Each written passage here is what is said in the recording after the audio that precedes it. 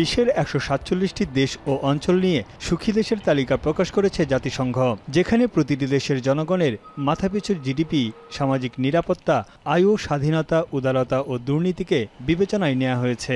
0 থেকে 10 নম্বর দিয়ে মার্কিং করে তৈরি করা হয় সুখী দেশের র্যাঙ্কিং।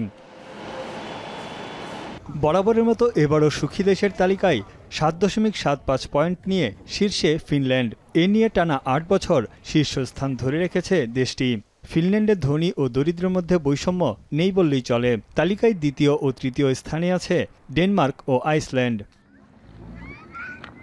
স্ক্যান্ডিনেভিয়ান দেশগুলোর পর সুখী দেশের তালিকায় আধিপত্য ধরে রেখেছে ইউরোপের দেশগুলো।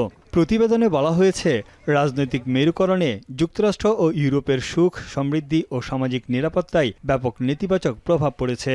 তবে আশার বাণী হলো, বিশ্বব্যাপী মানুষের মধ্যে বেড়েছে মহানুভবতা। The larger political turbulence, shall we say, these days does very much play a role. And we pick this up in the negative emotions around anxiety, worry, stress. এদিকে লাতিন আমেরিকার ২ দেশ কোস্টারিকা ও মেক্সিকো প্রথমবারের মতো শীর্ষ 10-এ প্রবেশ করেছে। আর যুক্তরাষ্ট্র ইতিহাসে এবারই সর্বনিম্ন ২৪তম অবস্থানে নেমে এসেছে। ২৩তম অবস্থানে আছে যুক্তরাজ্য।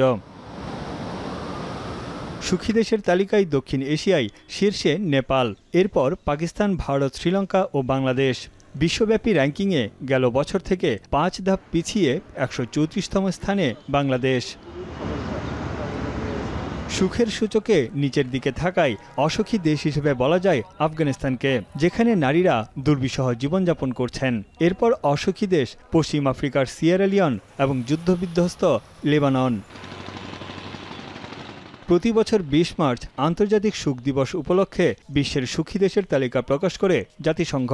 জাতিসংঘের টেকসই উন্নয়ন লক্ষ্যমাত্রা অর্জনে ২০১২ সাল থেকে এই প্রথা চালু করা হয়। তানভীর জনি, এখন বিশ্ব।